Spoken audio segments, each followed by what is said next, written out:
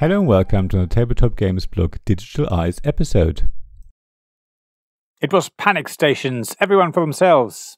Even though we had arrived on the island in groups, all of that went out of the window. If you saw a boat, you did all you could to get on it and sail away from the island. There was no time. Bit by bit, the island was sinking. Some poor souls jumped into the water in a desperate attempt to swim to the mainland, but they had to contend with sharks and sea monsters. Nowhere was really safe.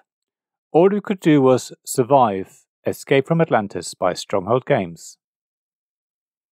It sounds terrifying and is almost as if you're watching a disaster film, and it sort of is. In Survive, as I'm going to call this game for short, everyone has a group of people that are on an island that's slowly sinking, and it's your job to get as many of your people to the mainland as possible. Your best bet is to reach a boat and steer to safety, but you can also take your life into your own hands and try to swim across the sea, and more often than not, that's your only option.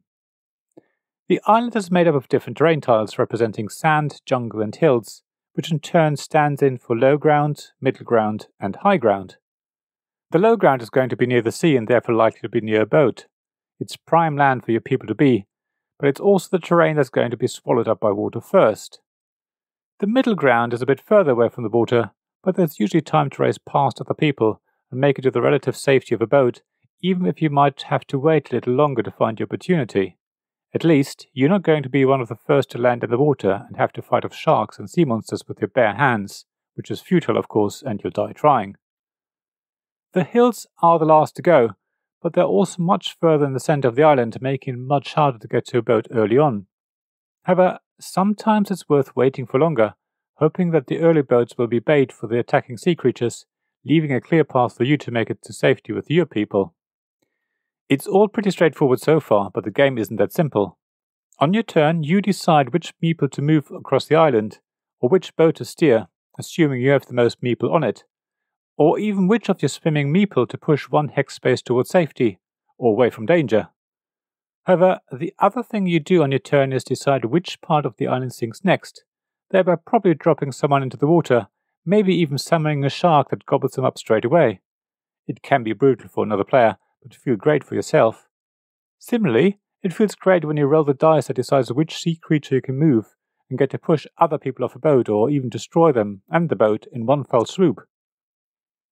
It's only when you realize that the next player will be able to do something similar to you that it dawns that this is a really terrible thing. You suddenly regret that you killed one of your opponent's meeples. When it's that player's turn, it's like being in a horror film. You know that you definitely must not get into the water, because that's where the shark will attack you, just for another player to pull the land tile from under your feet and drop you in at the deep end. All you can hope is that a boat will swoop by and save you, or that you can somehow safely swim to shore, and therefore to safety, praying all the while that everyone is busy attacking the bigger targets and leaving you alone.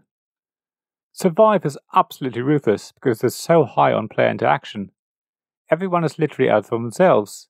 However, at the same time, it's a really good family game. Maybe it's cathartic because the grown-ups are no better off than the kids, because you can finally let your anger out at your sibling without it coming to physical fisticuffs. Having a shark gobble up another player's swimmer is harsh, but also feels devilishly good, even though you know for certain that they will pay you back. It's this tit for tat that I think reduces the meanness of this game. It's because everyone is expected to be mean to everyone else. It's as if nobody is actually that mean to anyone. At the same time, you will make uncertain truces with other players that are likely to fall apart as soon as you get your people to the shore of the mainland and send a sea monster to destroy the remaining people on the boat, along with the boat itself. The game also really captures the feeling of panic. The meeple you place on the island at the beginning of the game have different point values. You are supposed to remember who's who, but in the general confusion of getting to shore, you quickly forget that your most valuable person is on a boat that's currently being steered by another player and heading for certain doom. You try to remember where the next highest value meeple is, but will find it hard to keep track, as there's so much happening as another player takes their turn. By the time it gets around to you, chances are that all you can do is get at least one of your people to swim to safety.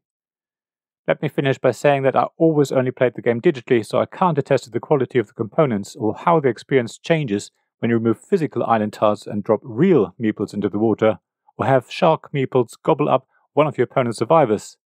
However, I can only imagine it heightens the experience even further, adding to the feeling of evil pleasure and sheer panic. If you want a fun game that's really easy to teach and has a huge amount of schadenfreude, then Survive is definitely for you. Thank you for listening to this Tabletop Games blog Digital Eyes podcast. Please check the description below for links mentioned in this episode, as well as to the written version of this article on the blog. If you enjoyed this episode, please subscribe, give us some stars or leave a review. Please also tell your friends about me, and if you want to offer financial support, check out my Patreon and Ko-fi pages, links to which you'll find in the blog at tabletopgamesblog.com. So thank you again for listening, and I hope to see you again soon. This podcast was made possible by the generous help of my Patreon supporters. Royal Patron Sean Newman, Castle Guards David Miller and James Naylor, Dice Masters Alex Bardi, Paul Grogan and Robin Kay, and Shining Lights Gavin Jones, Sarah Reed, Richard Simpson and Tim Vernick.